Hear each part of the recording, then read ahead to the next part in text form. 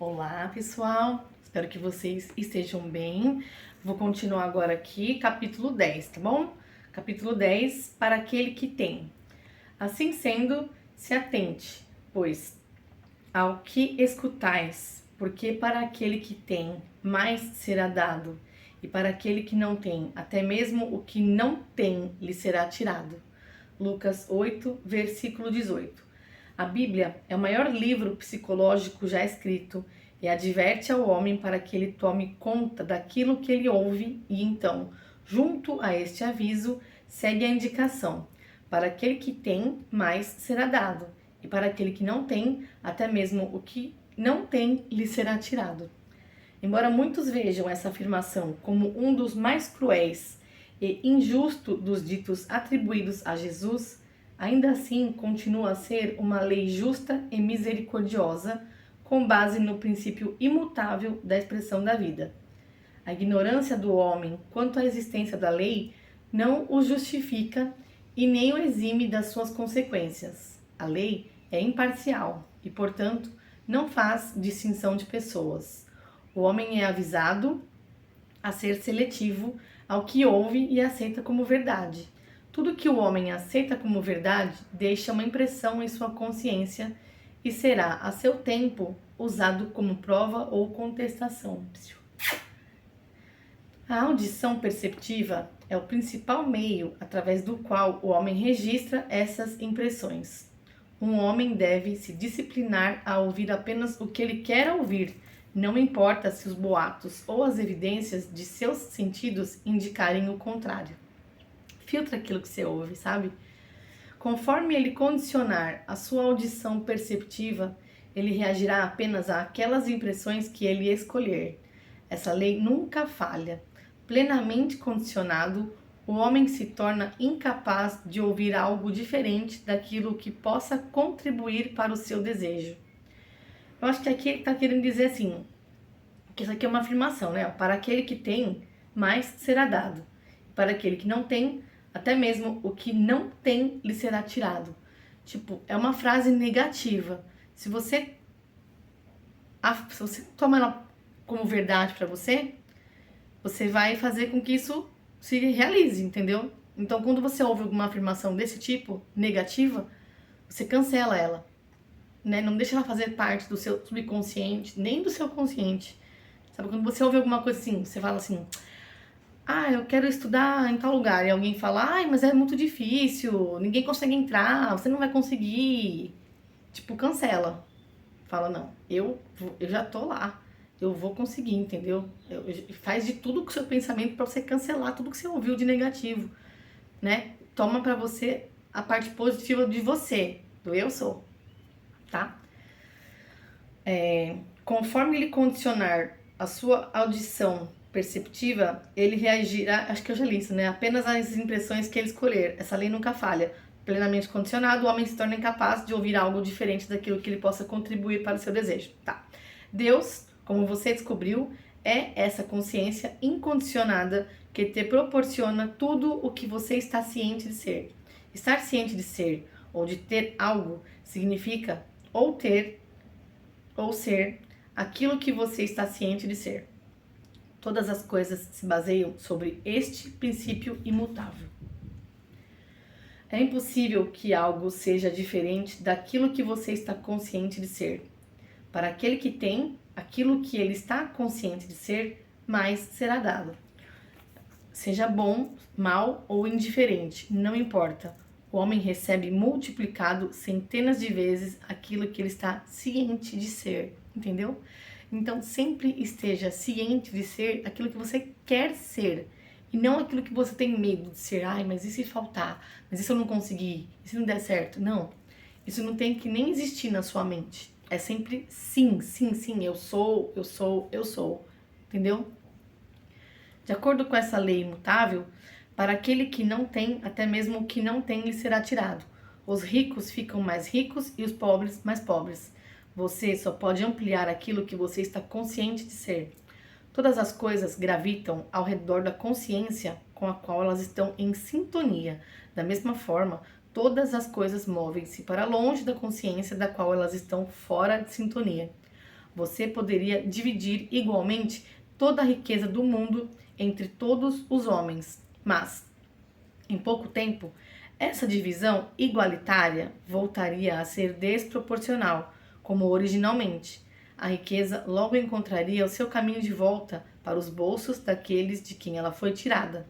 Ao invés de se juntar ao coro daqueles que não têm, que insistem em destruir aqueles que têm, reconheça essa lei imutável da expressão. Conscientemente, afirme-se ser como você deseja ser. Uma vez definida, com sua afirmação conscientemente estabelecida, continue nessa confiança, até que a recompensa seja recebida.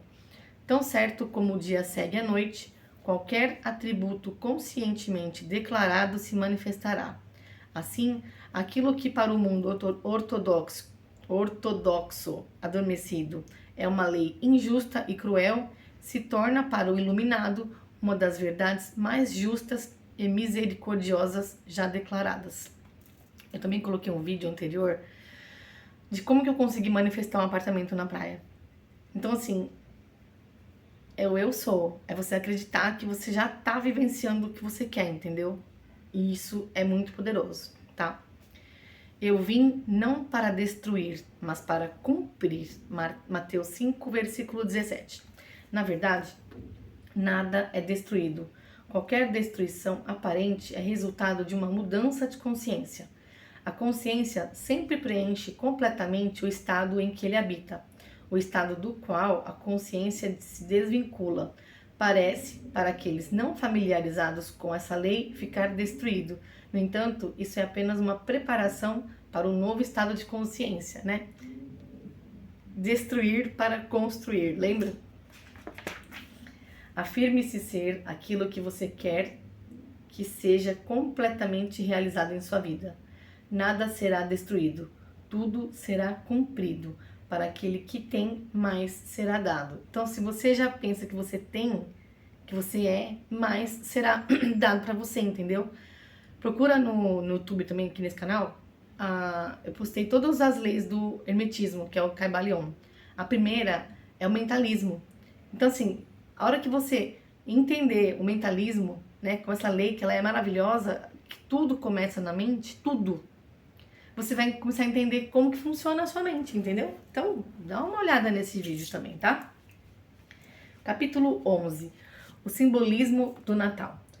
Eis que a Virgem conceberá e dará à luz a um filho, e ele será chamado de Emanuel, que significa Deus conosco. Mateus 1, versículo 23. Uma das declarações mais controversas no Novo Testamento se diz respeito à Virgem Concepção e o subsequente nascimento de Jesus, uma concepção feita sem o envolvimento do homem. Está escrito que a Virgem concebeu um filho sem a ajuda do homem. Então, secretamente e sem esforço, deu à luz a sua concepção. Essa é a base sobre a qual repousa toda a cristandade. Se por um lado, o mundo cristão é orientado a acreditar nessa história para que o homem creia no impossível e para poder expressar plenamente a sua grandeza, pelo outro, cientificamente, o homem acaba se inclinando a descartar a Bíblia inteira por ser irreal, porque a razão não permitirá que ele acredite que o nascimento através de uma virgem seja fisiologicamente possível. Porém, a Bíblia é uma mensagem da alma e deve ser interpretada psicologicamente, se o homem quiser descobrir a sua verdadeira simbologia. E o bom desse livro é que ele traz exatamente isso, né? Parece que ele pega lá um trecho e resolve pra gente, né? O homem deve ver esta história como um grande drama psicológico, e ao invés de um relato sobre fatos reais. Ao fazê-lo, ele irá descobrir que a Bíblia se baseia em uma lei que, se auto-aplicada, resultará em uma manifestação da expressão, transcendendo a realização dos seus sonhos mais sutis. Para aplicar esta lei da autoexpressão, o homem deve se desenvolver e se autodisciplinar para manter o fundamento que todas as coisas são possíveis para Deus. Viu? Que lindo! As principais datas destacadas no Novo Testamento, ou seja, O nascimento, a morte e a ressurreição de Jesus foram marcadas cronologicamente para coincidir com certos fenômenos astronômicos. É verdade. Os sábios que registraram esta história notaram que, em determinadas estações do ano, alterações benéficas na Terra coincidiram com mudanças astronômicas no céu. Ao escrever esse grande drama psicológico, eles personificaram a história da alma como se fosse a biografia do homem. Baseado nessas mudanças cósmicas, eles dataram o nascimento e a ressurreição de Jesus, de forma que essas datas também comunicassem e transmitissem essas mesmas alterações benéficas, a fim de que elas também ganhassem lugar psicologicamente na consciência do homem que segue a lei. Mesmo para aqueles que não conseguem entender isso, a história do Natal é uma das mais belas histórias já contadas.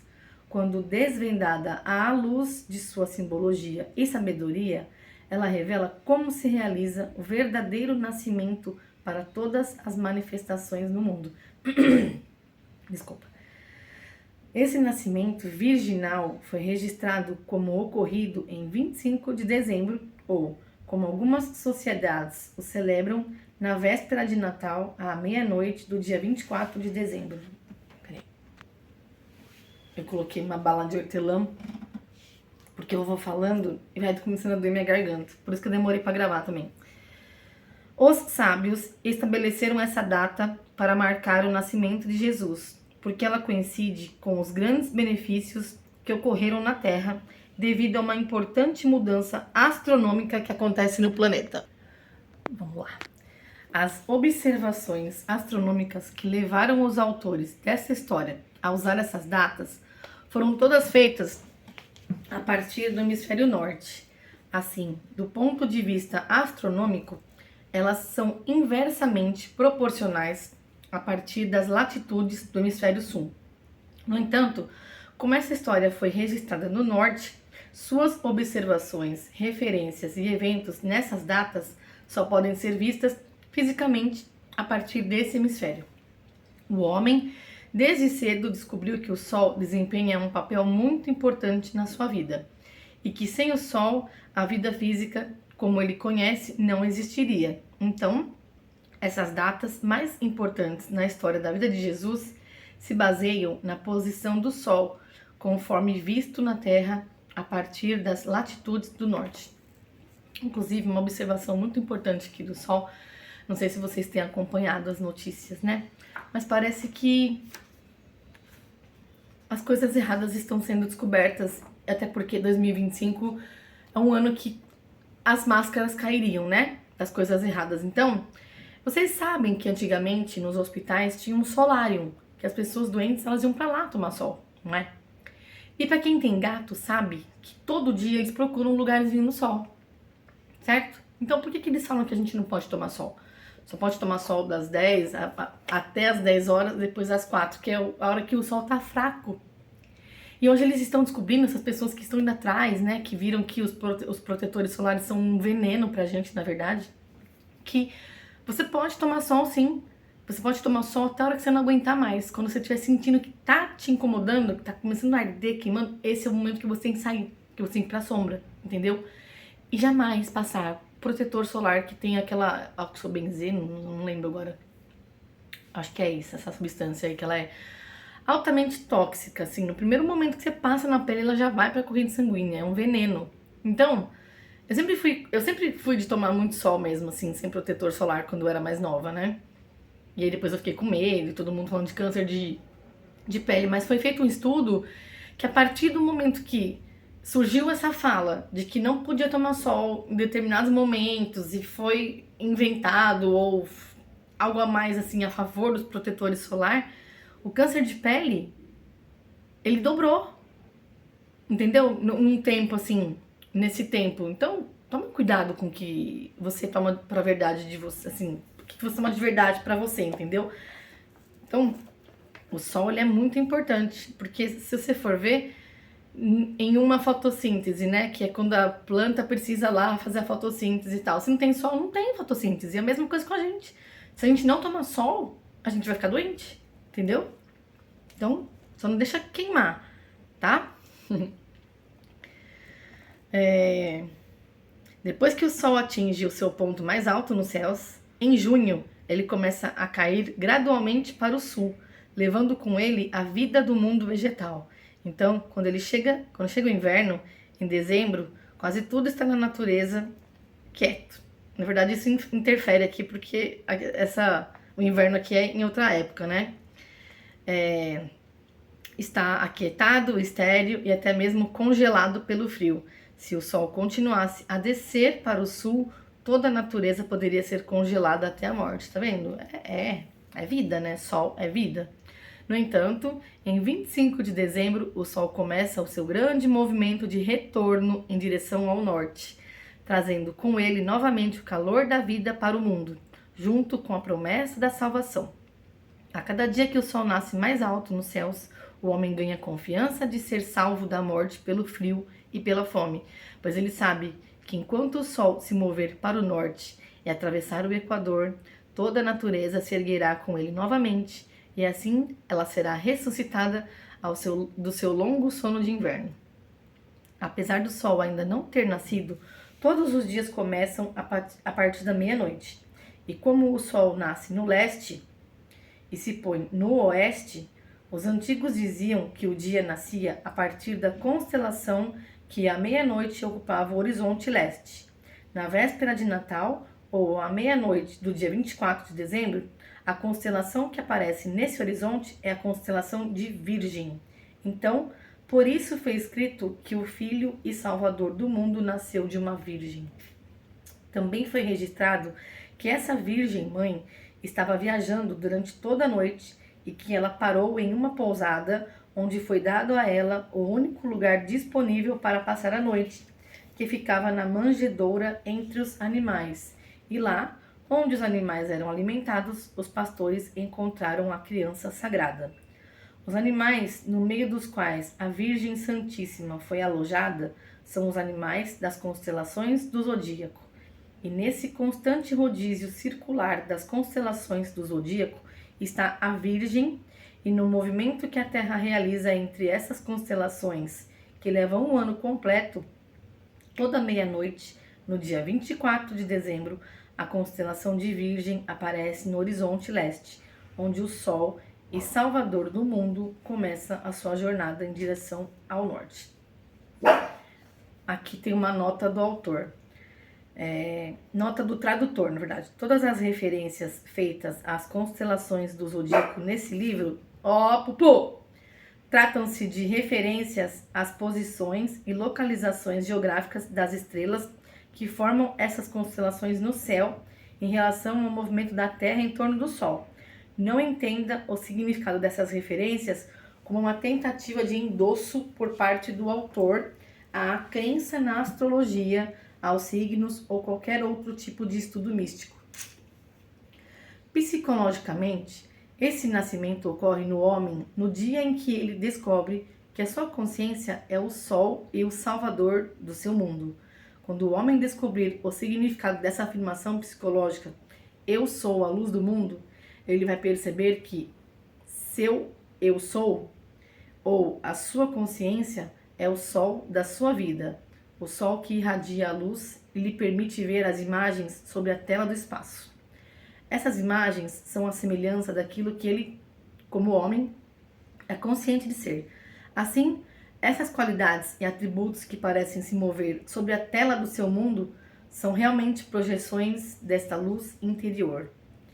As incontáveis esperanças e ambições não realizadas são as sementes que estão enterradas dentro da consciência ou ventre virgem de cada homem, e lá elas permanecem como as sementes da terra, presas no solo congelado do inverno, esperando que o sol se mova para o norte e que o homem volte a reconhecer a posição que ele realmente possui. Ao retomar esse conhecimento, ele se moverá para o norte através do reconhecimento do seu verdadeiro ser, afirmando: eu sou a luz do mundo. Quando o homem descobrir que a sua consciência, o eu sou, é Deus, o Salvador do seu mundo, ele será como o sol em direção ao norte, todas as suas ambições e desejos ocultos serão aquecidos e estimulados com o nascimento do conhecimento do seu verdadeiro eu. Ele vai afirmar que ele é aquilo o que até então ele pretendia ser. Sem a participação de qualquer homem, ele irá definir-se conforme tudo o que ele deseja expressar.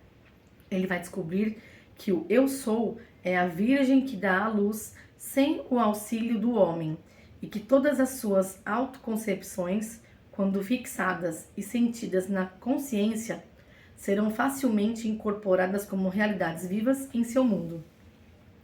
O homem, um dia, irá perceber que todo esse drama ocorre em sua consciência, que a sua consciência incondicionada, ou o eu sou, é a Virgem Maria desejando por expressão, que através dessa lei da autoexpressão ele pode se definir de acordo com aquilo que ele deseja expressar, e que, sem a ajuda ou cooperação de ninguém, ele irá expressar o que ele conscientemente tem alegado ou definido sobre si mesmo. Ele então irá entender o porquê o Natal é fixado em 25 de dezembro, enquanto que a Páscoa é uma data variável, por que toda a cristandade se baseia na Virgem Concepção, e descobrirá que a sua consciência é o ventre virgem, ou a noiva do Senhor, sendo auto-impregnado através de impressões, para que então, sem nenhuma assistência, ele consagre estas impressões como expressões em sua vida. É como se você, para você mudar uma ideia de si mesmo, é difícil, né? Você está vivenciando, por exemplo, uma falta de emprego, uma falta de dinheiro. E você assumir que você já está empregado, que você já tem dinheiro, é difícil, porque você vai ter que enganar a sua mente, certo? Então, é você fazer isso aqui, entendeu? Plantar uma semente na sua mente e todo dia você regar ela. Com o quê? Com palavras de afirmação positiva. É como se fosse uma gestação, entendeu? Então, para uma gestação, tem que ter um cuidado, certo? Tem que ter uma alimentação boa, pensamentos positivos. E é isso que você vai fazer com a sua gestação, com a sua sementinha. Você vai plantar e regar com coisas boas, entendeu? Pode ser que demore para você conseguir realizar isso, pode ser que não. Eu consegui em 2 meses manifestar o apartamento. Pode ser mais demorado, pode ser mais devagar, quer dizer, mais rápido. Tudo depende da forma como você vai fazer e vai alimentar esse pensamento, entendeu? Capítulo 12. O momento da crucificação e da ressurreição. Eu sou a ressurreição e a vida. Aquele que crê em mim, mesmo que morra, viverá. Aí você começa a entender, né, o que tá falando aqui, ó. Porque para você nascer uma outra pessoa realizada, você precisa morrer para a pessoa não realizada. Para você nascer uma pessoa rica, você precisa morrer a pessoa pobre. Eu tô falando de você se tornar a pessoa que você quer. Então, você quer ser uma pessoa bem-sucedida, mas você não é ainda. Você precisa morrer, né? Então, a sua parte de uma pessoa não sucedida precisa morrer para a pessoa bem-sucedida nascer em você. Entendeu? Então, aqui, ó, aquele que crê em mim, mesmo que morra, viverá. Por quê? Porque é uma nova visão, um novo estado de consciência, entendeu? O mistério da crucificação e ressurreição é tão interligado que, para serem totalmente entendidos, os dois precisam ser explicados juntos, pois um determina o outro. Esse mistério é simbolizado na terra das celebrações da Sexta-feira Santa e da Páscoa. Você já deve ter observado que as datas desses eventos, anunciados todos os anos pela Igreja, não têm um dia fixo, assim como ocorre com as outras celebrações e dias santos. Porém, a data da Páscoa muda todos os anos, caindo em qualquer dia entre 22 de março e 25 de abril. Se você ainda não sabe, o dia da ressurreição é determinado dessa maneira. O primeiro domingo após a lua cheia, que ocorre em Áries, é celebrado como a Páscoa. O período em que o Sol nasce, alinhado com a constelação de Áries, começa no dia 21 de março e termina aproximadamente no dia 19 de abril. A entrada do Sol em Áries marca o início da primavera no hemisfério norte. A Lua, em seu ciclo mensal, ao redor da Terra, formará em algum momento, entre os dias 21 de março e 25 de abril, uma oposição ao Sol. Essa oposição é o que chamamos e vemos como uma lua cheia. O primeiro domingo que ocorre após esse fenômeno dos céus é comemorado como Páscoa, e a sexta-feira anterior a esse dia é celebrada como Sexta-feira Santa. Nota do tradutor. Para checar essa informação, basta você observar um calendário comum que contenha as fases da lua. Nos calendários, você verá que todos os anos, os domingos de Páscoa são marcados após a lua cheia, que ocorre entre os dias 21 de março e 25 de abril. A variação entre essas datas diz ao observador para que procure uma interpretação diferente daquelas que são comumente aceitas, pois a variação dessas datas não marca exatamente o dia da morte e nem o dia da ressurreição de alguém que tenha vivido na Terra. A estação do ano, conhecida como primavera, chega quando o Sol, em seu movimento ao norte, em vista da Terra, ultrapassa a linha imaginária que o homem chama de Equador. Então, os antigos diziam que ao passar pelo Equador, o Sol era crucificado, entre aspas, para que o homem pudesse viver. Esse evento é significativo, pois, assim que ele ocorre, toda a natureza começa a ressurgir ou ressuscitar ressuscitar do longo sono de inverno. Portanto, pode-se concluir que esta manifestação da natureza, que ocorre nessa época do ano, é diretamente relacionada a essa passagem. Assim, ao passar pelo Equador, acreditava-se que o Sol derramava o sangue da vida sobre a Páscoa, que significa passagem. Se esses dias marcassem a morte e a ressurreição de um homem, eles teriam que ser dias fixos. Eles teriam que cair na mesma data todos os anos, assim como todos os outros eventos históricos que possuem datas fixas, mas, obviamente, este não é o caso. Nota: não faz sentido mudar a data de crucificação e morte de uma pessoa todos os anos, mesmo que se tenha certeza de que essa pessoa ressuscitou de sua crucificação. Essas datas não foram destinadas para marcar as celebrações da morte e ressurreição de Jesus. Nota: inclusive, já eram datas celebradas muito antes do nascimento de Jesus. Além disso, foi escrito que quando Jesus foi julgado por ser época de Páscoa, ele foi levado ao povo para que escolhessem entre ele ou Barrabás. As escrituras são dramas psicológicos e só revelarão o seu significado quando elas forem interpretadas psicologicamente. Essas datas são ajustadas para coincidir com a mudança cósmica que ocorre nessa época do ano, marcando a morte de um período antigo e o início ou renascer de um novo ciclo a partir da primavera. Eu acho que isso aqui é uma analogia para você entender como que você pode morrer e ressuscitar, entendeu? Você deixar de ser uma pessoa e ser outra. Essas datas também simbolizam a morte e ressurreição do Senhor, mas este Senhor não é um homem, é a sua consciência de ser, viu? Está escrito que ele deu a sua vida para que você pudesse viver. Eu vim para que tenham vida e a tenham em abundância. João 10, versículo 10. A consciência em si morre ao desligar-se daquilo que ela está consciente de ser, de modo que ela possa viver para aquilo que ela deseja ser. Espero que vocês estejam entendendo aqui todas essas analogias que eles estão fazendo, tá? A primavera é a época do ano quando milhões de sementes, que durante todo o inverno apenas se mantinham enterradas no chão, de repente brotam e ganham visibilidade, para que assim o homem possa viver, e por ser uma crucificação e ressurreição anual da natureza, esse drama é vivenciado na época da primavera, mas na verdade ele pode acontecer todo o tempo. Nesse caso, o que deve ser crucificado é a sua consciência de ser. A cruz é a sua concepção de si mesmo. A ressurreição é a ascensão à visibilidade de uma nova concepção de si mesmo.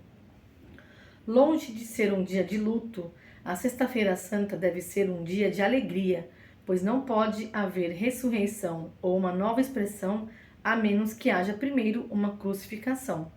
A coisa que deve ressuscitar no seu caso é o que você deseja ser. Para fazer isso, você deve sentir-se ser a coisa desejada. Você deve sentir: eu sou a ressurreição e a vida do meu desejo. Eu sou é o poder de ressuscitar e de tornar vivo aquilo que, em sua consciência, você deseja ser. Uma vez mais, vos asseguro que, se dois dentre vós concordarem na terra em qualquer assunto sobre o qual pedirem, isso lhes será feito por meu Pai que está nos céus. Mateus 18, versículo 19. Esses dois aqui não é você e mais uma pessoa, é você e a sua consciência.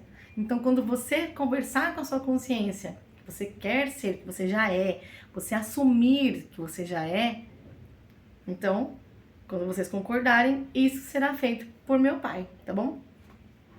Os dois, em concordância, são você, sua consciência e o objeto do seu desejo, a consciência desejada. Quando esse acordo for atingido, a crucificação é concluída. Os dois fizeram o cruzamento para a passagem de um estado para o outro. Eu sou e estou com esta consciência. Você e esta nova consciência de ser juntaram-se agora e são um. Agora eu estou pregando e amarrado na crença de que eu sou essa fusão. O eu sou, ou Jesus, está pregado nesta cruz. O sentimento é o prego cravado que os une à cruz. A união de estados agora está consumada e o resultado será o nascimento de uma criança ou a ressurreição do filho, que dará testemunho de seu pai. É o seu desejo, né? A consciência está unida ao que ela é consciente de ser. O mundo da expressão é a criança confirmando essa união. No dia em que você deixar de ser consciente de ser o que você agora está consciente de ser, nesse dia o filho ou a expressão deve morrer e retornar ao seio do Pai, a consciência sem forma e sem face. Todas as expressões são os resultados dessas uniões psicológicas. Então, os sacerdotes estão corretos quando dizem que os verdadeiros casamentos são feitos no céu e só podem ser dissolvidos no céu. Mas deixe-me esclarecer essa afirmação, dizendo-lhe que o céu... tem que bater agora, né? Não é uma localidade, é um estado de consciência. O reino dos céus está dentro de você. No céu, em sua consciência, Deus é tocado por aquilo que está ciente de ser. Quem me tocou? Pois percebo que de mim emanou o poder. Lucas 8, versículo 46. No momento que esse toque, sentimento, for percebido, ele irá desabrochar para fora de mim, ganhando visibilidade. No dia que o homem sentir, eu sou livre, eu sou rico, eu sou forte, Deus, o eu sou, é tocado ou crucificado por essas qualidades ou virtudes. Os resultados de tal toque ou passagem será visto no nascimento ou na ressurreição das qualidades sentidas, pois o homem deve ter confirmação visível de tudo o que ele é consciente de ser. Agora você vai saber por que o homem ou manifestação sempre é feito à imagem e semelhança de Deus. A sua consciência visualiza e projeta tudo o que você está ciente de ser. Eu sou o Senhor e além de mim não há Deus. Eu sou a ressurreição e a vida. Você deve se manter inabalável na crença de que você é aquilo o que você deseja ser.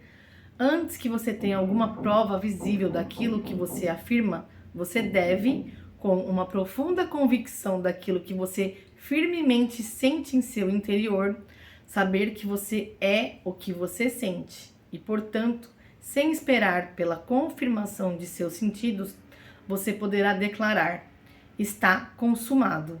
Então, com uma fé nascida do conhecimento dessa lei imutável, você deve permanecer como um morto sepultado, ou seja, você deve repousar e se manter imóvel na confiança em sua convicção de que você vai ressuscitar as qualidades que você inabalavelmente sente dentro de você. Vocês estão entendendo até aqui? É fácil fazer isso? Não. Mas é impossível? Não, também. A cura da mulher no caminho. Jesus ressuscita a filha de Jairo. Ai, gente, assistam The Chosen, por favor. Eis que se aproximou de Jesus um homem chamado Jairo, que era dirigente da sinagoga local, e, prostrando-se aos pés de Jesus, lhe implorou que fosse até sua casa, pois ele tinha uma filha única com cerca de 12 anos que estava à beira da morte. E enquanto Jesus caminhava, as multidões o comprimiam. Nas proximidades estava certa mulher que, havia 12 anos, vinha sofrendo de hemorragia e já tinha gasto tudo o que podia com médicos, mas ninguém fora capaz de curá-la. Ela conseguiu se aproximar de Jesus por trás e tocou na borda de seu manto, quando no mesmo instante lhe cessou completamente a sua hemorragia. Ao que Jesus indagou: quem tocou em mim? Como todos negaram, Pedro ponderou: mestre, a multidão se aglomera e te espreme, e ainda assim desejas saber quem te tocou? Contudo, Jesus insistiu: certamente alguém me tocou, pois senti que de mim emanou poder. Ah, que lindo isso! Então a mulher, compreendendo que não haveria como ela passar despercebida, aproximou-se tremendo e prostrou-se aos pés de Jesus. E diante de todo o povo, declarou o motivo pelo qual o tocara daquela maneira e como naquele mesmo momento fora totalmente curada. Ao que Jesus lhe afirmou: filha, a tua fé te curou, vai e segue o teu caminho em perfeita paz. Jesus ainda falava quando chegou uma pessoa da casa do dirigente da sinagoga, informando a Jairo: tua filha já está morta, não adianta mais incomodar o mestre. Ao ouvir tais notícias, Jesus declarou a Jairo: não temas, tão somente crê e ela será salva. Então que você comece a entender que os milagres estão na sua mente, na nossa mente. A partir do momento que a gente tem fé de que a gente já é aquilo, o milagre acontece, tá? Assim que chegou à casa de Jairo, não permitiu que ninguém entrasse com ele, a não ser Pedro, João, Tiago, bem como o pai e a mãe da menina. Vem cá, Zezé.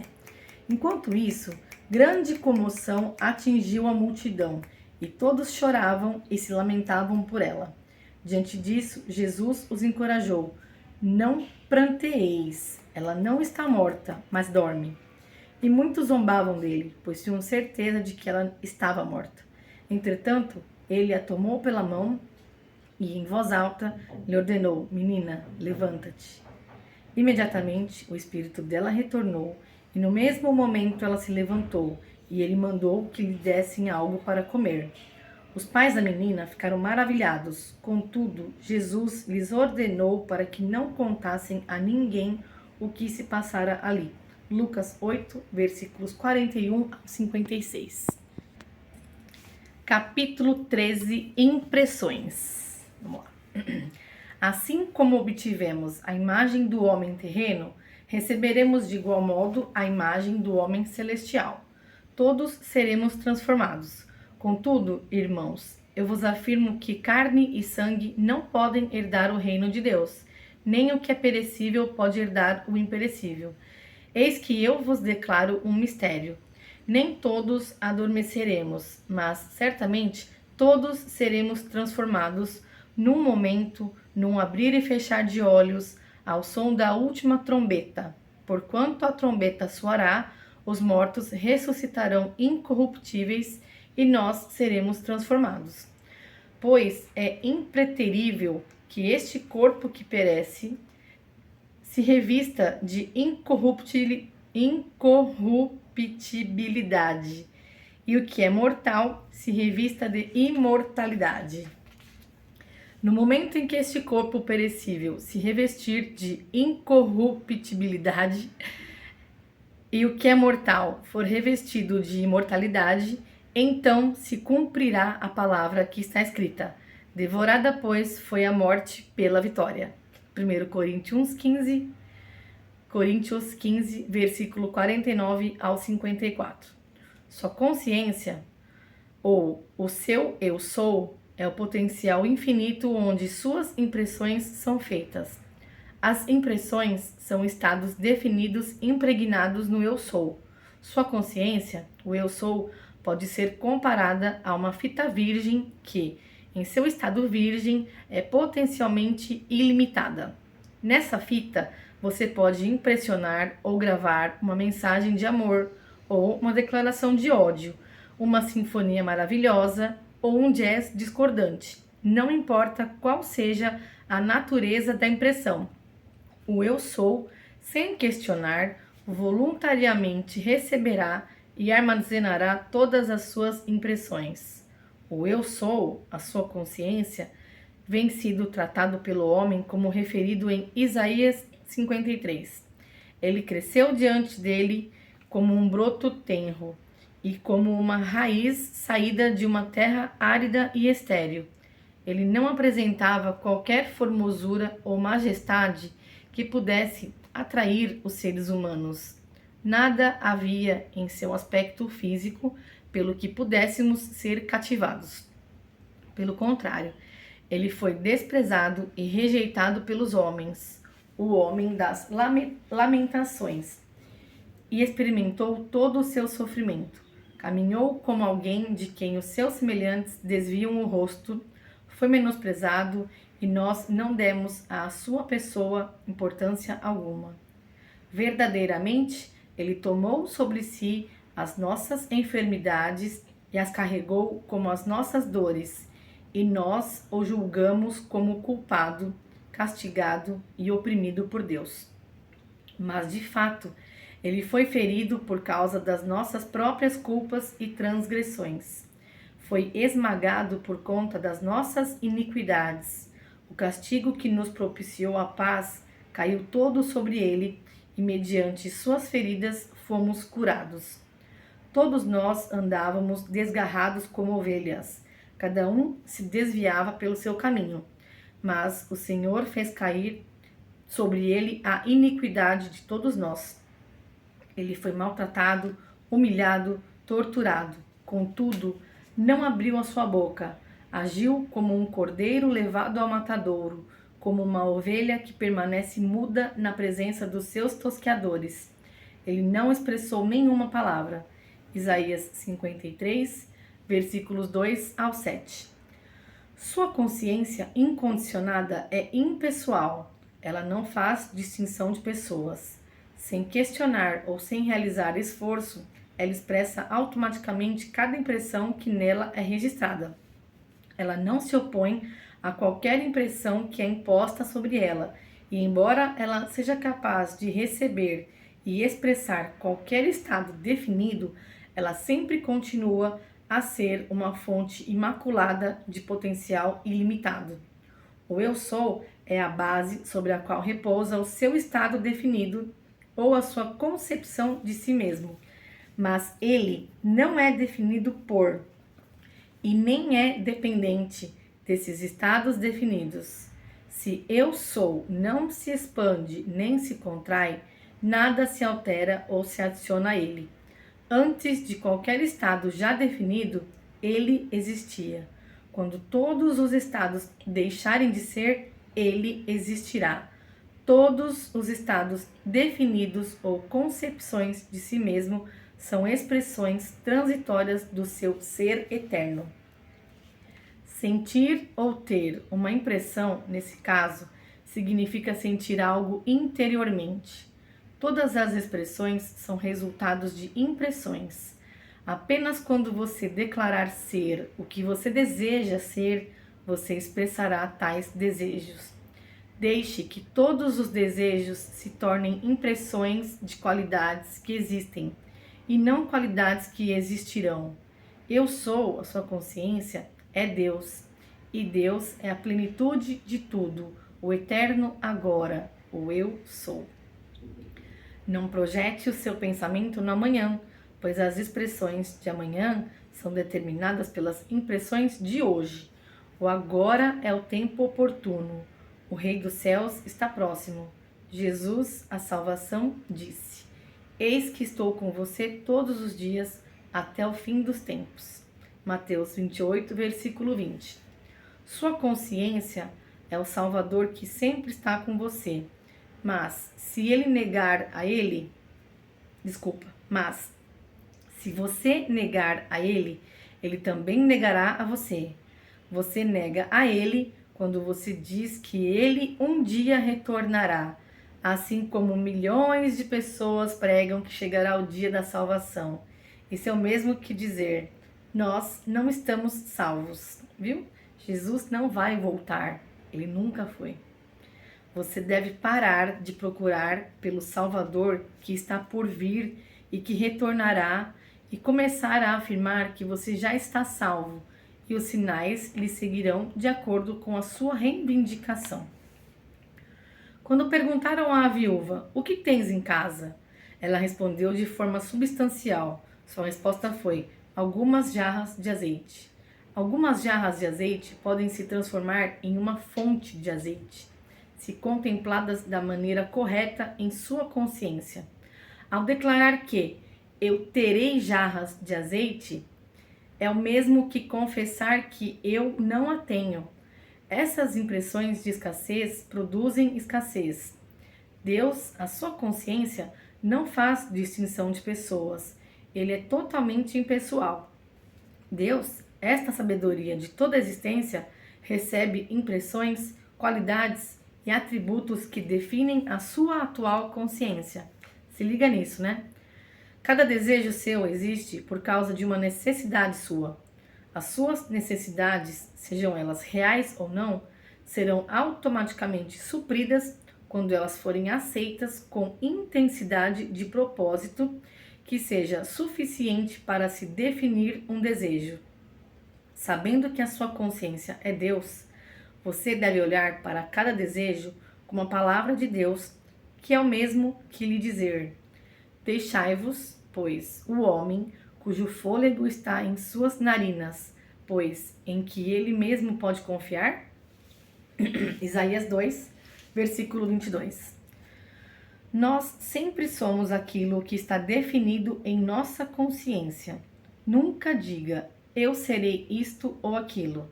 De agora em diante, deixe que todas as suas afirmações sejam: eu sou o que sou. Antes de pedir, já fomos atendidos. A solução para qualquer problema está associada ao seu desejo óbvio. Cada problema automaticamente produz um desejo como solução. Desculpa.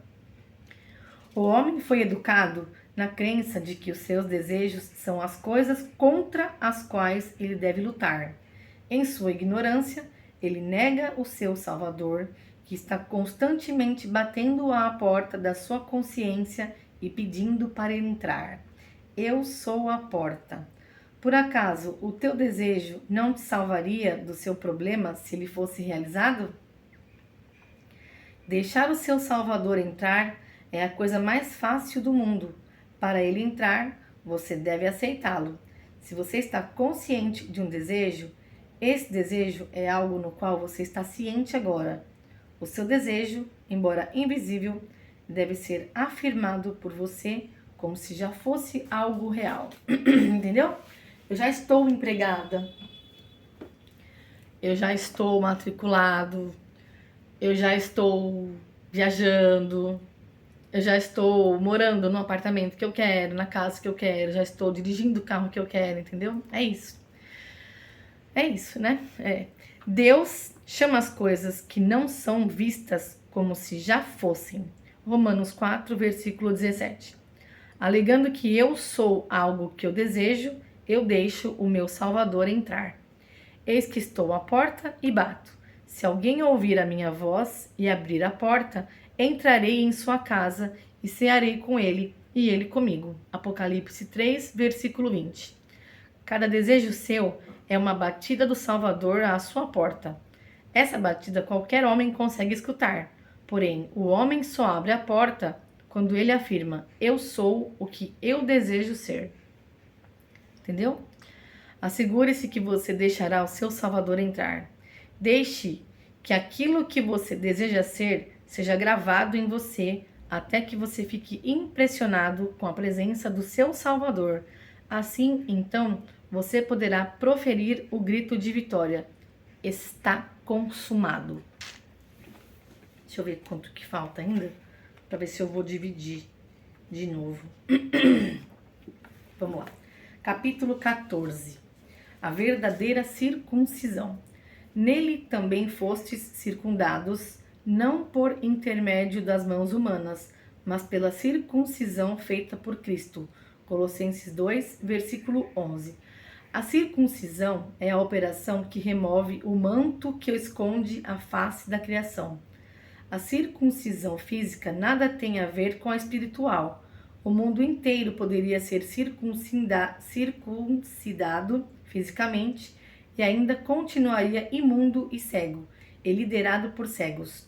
Os circuncidados espiritualmente tiveram o manto da escuridão removido e reconhecem-se a si mesmos como sendo Cristo, a luz do mundo. Deixe-me agora executar uma operação espiritual em você, leitor. A circuncisão é realizada no 8º dia após o nascimento.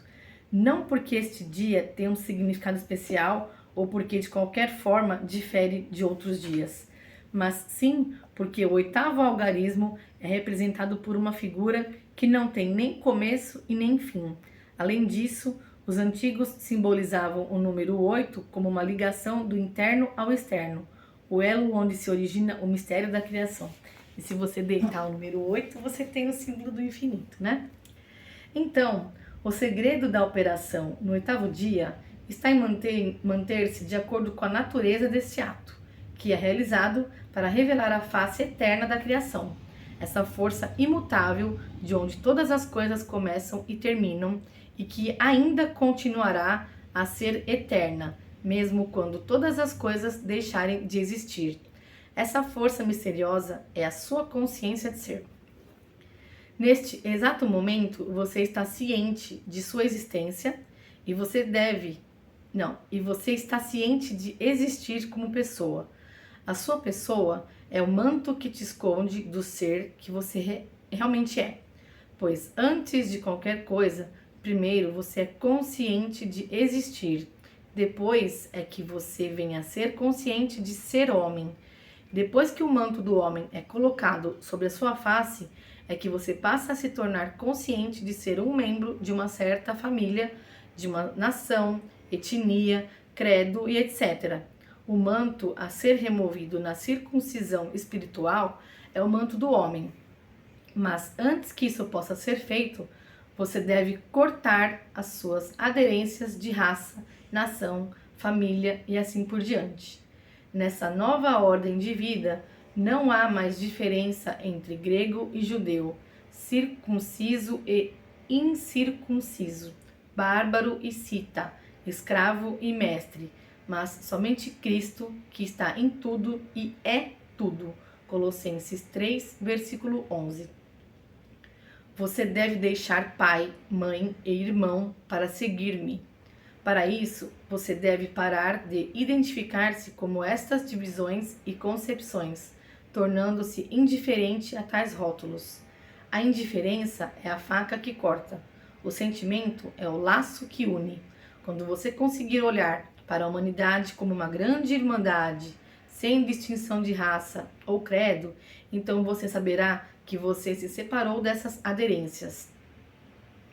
Ao cortar esses laços, tudo o que ainda separará do seu verdadeiro ser é a sua crença de que você é homem. Então, assim, na verdade, ele está querendo dizer assim, que a partir do momento que você começar a se enxergar como um todo, né, você não é branco, brasileiro, da família tal, entendeu? Não, você é uma pessoa e todas as outras são seus irmãos, tá? Porque somos todos filhos do mesmo ser, né?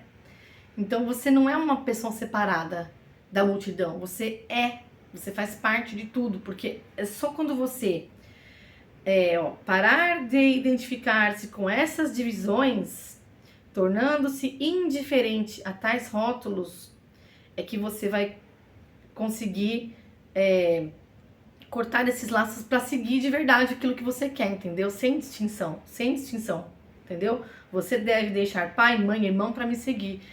Então é isso que ele está dizendo aqui, entendeu? É uma analogia que ele usa, né? Na verdade. Para remover esse último manto, você deve abandonar a sua concepção de si mesmo como homem, reconhecendo-se apenas como a existência do seu ser. Em vez da consciência de que eu sou homem, deixe que apenas exista o eu sou, sem face, sem forma e sem imagem. Você estará espiritualmente circuncidado quando a consciência do homem for removida e a consciência incondicionada de ser for revelada como a eterna face da criação, uma presença onisciente, sem rosto e sem forma. Então, descoberto e despertado, você irá conhecer e declarar: eu sou Deus, e além de mim, esta consciência não há outro. Esse mistério é contado simbolicamente na história bíblica de Jesus quando ele lavou os pés dos seus discípulos. No 13º capítulo de João, está registrado que Jesus colocou de lado suas vestes e pegou uma toalha e cingiu-se com ela. Então, depois de lavar os pés dos discípulos, ele lhes limpou com a toalha que o estava cingido. Pedro recusava a aceitar que o mestre lavasse os seus pés, por achar-se indigno desta honra, mas lhe foi dito que, a menos que os seus pés fossem lavados, ele não teria parte alguma com Jesus. Então, ao ouvir isso, ele rogou: Senhor, não só os meus pés, mas também as minhas mãos e a minha cabeça. Respondeu-lhe Jesus: aquele que se banhou não necessita lavar senão os pés, pois no mais está todo limpo. O senso comum diz a você, leitor, que um homem não pode ficar completamente limpo só porque os seus pés foram lavados. Com isso, você pode descartar essa história e considerá-la fantasiosa, ou então você pode procurar pelo significado por detrás dela. Todas as histórias da Bíblia são um drama psicológico que ocorre na consciência do homem, e esta não é uma exceção. Essa lavagem dos pés dos discípulos é uma história oculta da circuncisão espiritual ou da revelação dos segredos do Senhor. Jesus representa o Senhor. Foi dito a você que o nome do Senhor é Eu Sou, Jesus. Eu sou o Senhor, esse é o meu nome. Isaías 42, versículo 8.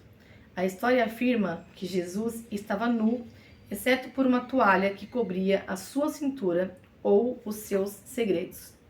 Jesus, ou o Senhor, simboliza a sua consciência de ser, cujos segredos estão escondidos pela toalha, a concepção do homem. Os pés simbolizam o entendimento que deve ser lavado pelo Senhor, para que todas as crenças humanas ou concepções de si mesmo sejam limpas. Quando a toalha é removida para secar os pés, os segredos do Senhor são revelados. Em suma, a remoção da crença de que você é homem revela em sua consciência a face da criação. O homem é a pele que esconde a face do Criador. Eu sou o Senhor escondido pelo manto do homem. Deixa eu ver. Vai dar 1 hora já, né? Capítulo 15. O intervalo de tempo. Não se perturbe o vosso coração. Credes em Deus. Crede também em mim. Na casa de meu pai há muitas moradas. Se não fosse assim, eu vos teria dito: eu vou para preparar-vos lugar. E, se eu for para vos preparar o lugar, virei outra vez e vos tomarei para mim, para que onde eu estiver, estejai vós também. E, para onde eu vou, vós conheceis o caminho.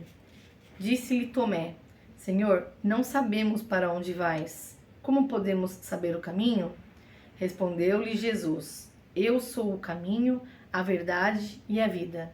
Ninguém vem ao Pai senão através de mim. Se vós conheceis a mim, também conheceis a meu Pai, e desde já o conheceis, e o tendes visto. Disse-lhe Felipe: Senhor, mostra-nos o Pai, e isso nos basta. Respondeu-lhe Jesus: Há tanto tempo que estou convosco e ainda não me conheces, Felipe? Quem viu a mim, viu o Pai. Como dizes tu, mostra-nos o Pai? Não crês tu que eu estou no Pai e que o Pai está em mim? As palavras que eu vos digo, não as digo por mim mesmo, mas o Pai que permanece em mim é quem faz as suas obras. Crede-me que eu estou no Pai e que o Pai está em mim. Crede ao menos por causa das suas próprias obras. Em verdade vos digo, aquele que crê em mim, este também fará as obras que eu faço, e as fará maiores do que estas, porque eu vou para o Pai, e tudo quanto pedirdes em meu nome, eu o farei, para que o Pai seja glorificado no Filho. Se me pedirdes alguma coisa em meu nome, eu a farei. Se me amardes, guardareis os meus mandamentos. João 14, versículos 1 ao 15. O em mim, em quem você deve acreditar, é a sua consciência, o eu sou, pois este é Deus. Esta é também a casa do Pai, que contém dentro de si todos os possíveis estados de consciência. Cada estado condicionado da consciência é chamado de morada. Se me pedirdes alguma coisa em meu nome, eu a farei. Se me amardes, guardarei os meus mandamentos. Então, é você confiar aqui em Jesus, entendeu? Aquilo que você pedir em nome de Jesus, tenha certeza que será dado, tá bom? Vamos lá. Esse diálogo sempre acontece dentro de si mesmo. O seu eu sou, a consciência incondicionada, é o Jesus Cristo que fala ao ser condicionado, ou a consciência de João da Silva. A afirmação eu sou João, do ponto de vista espiritual, refere-se a duas pessoas, ou seja, Cristo, o eu sou, e João. Então, eu vou preparar um lugar para você, movendo o seu estado de consciência atual para o estado desejado. Esta é uma promessa do seu Cristo ou a sua consciência de ser, a atual concepção de si mesmo, avisando que você vai deixar a sua consciência atual para se apropriar de outra. O homem é tão escravo do tempo que, quando ele se apropria de um estado de consciência que ainda não é visto pelo mundo, se esse estado apropriado não se expressar imediatamente como realidade, o homem logo perde a fé em sua reivindicação e então ele imediatamente a descarta. Foi o que eu falei, não é uma coisa rápida, não é assim e pá, calma, né? É uma gestação. Então, ó, ele imediatamente a descarta e retorna ao seu antigo estado estático de ser. Devido a essa limitação do homem, eu vejo ser muito útil se determinar um intervalo de tempo ao se fazer essa jornada à mansão preparada. Espera-me um pouco mais e mostrar-te-ei que ainda há razões a favor de Deus. Jó 36, versículo 2. Nós temos em catálogo todos os diferentes dias da semana, meses e estações do ano. Sendo assim, por que você e eu frequentemente costumamos dizer hoje o dia está parecendo domingo, ou parece segunda-feira, ou parece sábado, e etc. Também às vezes dizemos parece que o ano só começa depois do carnaval. Isso é prova concreta de que você e eu temos sentimentos associados ao passar do tempo, aos eventos e aos diferentes dias, meses e estações do ano. Por causa dessa associação, nós podemos, a qualquer hora, viver conscientemente no dia ou período que nós escolhermos. Não defina esse intervalo egoisticamente em dias e horas, só por você estar ansioso para recebê-lo. Simplesmente permaneça na convicção de que o seu desejo está consumado e ele será cumprido. O tempo é um intervalo puramente relativo e, nesse caso, ele deve ser ignorado completamente.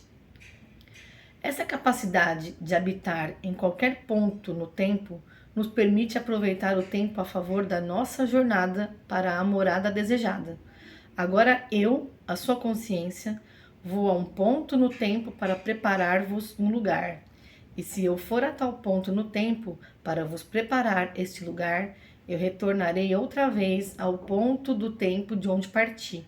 Então vos tomarei para levá-lo comigo ao lugar que está preparado, para que onde eu estiver, estejai-vos também. Deixe-me dar um exemplo desta jornada. Suponha que você tenha um intenso desejo.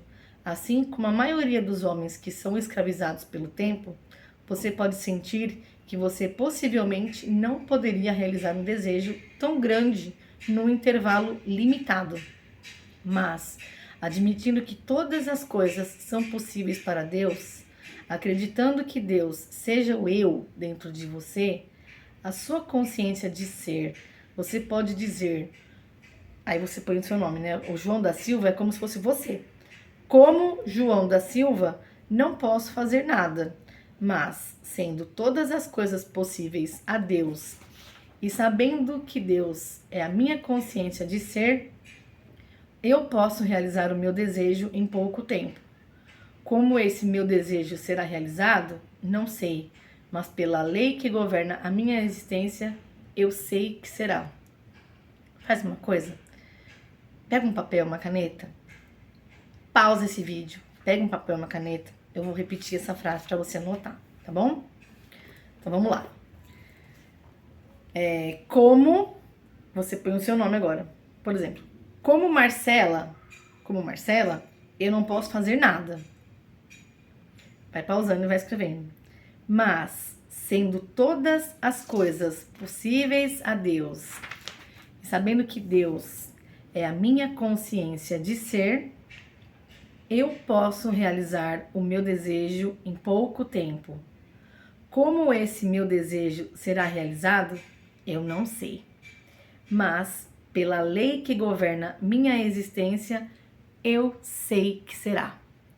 Você escreve isso e leia todos os dias. Cola no lugar que você mais passa pela sua casa, no seu trabalho. Põe lá no seu celular, põe para despertar e lê. E saiba que isso é real, isso é verdade. Você não tem o poder de realizar, mas a sua consciência que é Deus tem. Entendeu? Com essa crença firmemente estabelecida, decida o que seria um intervalo de tempo relativamente racional no qual esse desejo possa ser realizado. Novamente, deixe-me lembrá-lo para que você não reduza esse intervalo de tempo só por você estar ansioso para receber o seu desejo. Determine um intervalo que seja natural. Ninguém pode te dizer qual é o intervalo de tempo necessário. Só você pode dizer o que seria o intervalo de tempo natural para você. O intervalo é relativo, ou seja, dois indivíduos nunca iriam estipular a mesma medida de tempo para a realização de seus desejos. Então, assim, por exemplo, uma coisa que é mais fácil, por exemplo, você mudar de emprego, você passar num exame, essas coisas assim, né, dependendo de como que for as etapas tal, 3 meses, 5 meses, por exemplo. Você mudar, por exemplo, você mora numa casa, você quer mudar de cidade, é mais tempo. Então você estipula também de 3 a 5 meses, por exemplo. Então você já mora de aluguel, tem um tempo de um contrato, você já faz esse exercício até o seu contrato acabar e você já ter um lugar para você morar, você já tá lá já, entendeu? Isso funcionou comigo todas as vezes que eu precisei. Eu tava assim, meio que desesperada procurando casa, queria casa num lugar, não tinha. Um mês antes do meu contrato acabar, apareceu uma casa onde eu queria. Ai, graças a Deus, entendeu? Então, assim, você comprar um carro novo, por exemplo, né? Isso requer mais tempo, então você aumenta esse intervalo, entendeu? Assim, até 9 meses eu quero trocar de carro, até 3 meses, sabe? Assim, você como que fala, estipula esse tempo, entendeu? A gente tem que ser, a gente tem que ter 3 sonhos para realizar em um ano e 3 sonhos para realizar em até 3 anos. E a partir do momento que você escreve esses sonhos, é mais fácil de você visualizar, dar os primeiros passos, planejar certinho como que vai ser. Por isso que ele tá falando, estipula o tempo. Isso é muito importante que você faça também, tá bom? O tempo sempre está condicionado à percepção do homem sobre si mesmo. Ter confiança em si mesmo, de acordo com o condicionamento da sua consciência, sempre resulta em uma redução do intervalo de tempo. Por exemplo, você estipulou 5 meses, mas você tem convicção de que você vai conseguir realizar aquilo em menos tempo. E você vai, tá? É você ter convicção. A convicção é a coisa mais importante nesse exercício, tá? Se você fosse acostumado a grandes realizações, você se daria um intervalo de tempo menor do que um homem acostumado com o fracasso daria para si mesmo para realizar um desejo. Se hoje for quarta-feira e você decidiu que seria perfeitamente viável realizar o seu desejo no próximo domingo, então domingo se tornará o ponto no tempo no qual você deverá se projetar. Para fazer essa projeção, você deve sair da quarta-feira e partir para o domingo. Para conseguir isso, simplesmente sinta que é domingo. Comece a ouvir os sinos da igreja, comece a se sentir tranquilo nesse dia e todas as coisas que representam o domingo para você. Na verdade, acredite que é domingo. Já tá lá, você já tá com a sua mente lá, entendeu? Conforme você retornar para a quarta-feira, você será preenchido com uma alegre expectativa, porque você estabeleceu a consciência daquilo que deverá tomar lugar no domingo seguinte. Mas sem ficar ansioso, tá? Senão não dá. À medida em que você segue o intervalo de quinta, sexta e sábado, nada te perturbará, independentemente das condições, porque uma vez que você predeterminou o que você será após o sábado, essa convicção permanecerá inabalável. Mas é assim, né? Não é você fazer isso superficial, é você realmente entrar no estado de ser, tá bom? Tendo ido antes e preparado o lugar e tendo retornado ao estado de João da Silva, não é você? Agora você deve levá-lo com você para o lugar que você preparou através do tempo, para que ele possa compartilhar a sua alegria com você. Para que onde eu estiver, estejai vós também. Então eu vou parar agora aqui e vou fazer a parte 4, tá? Senão vai ficar muito grande.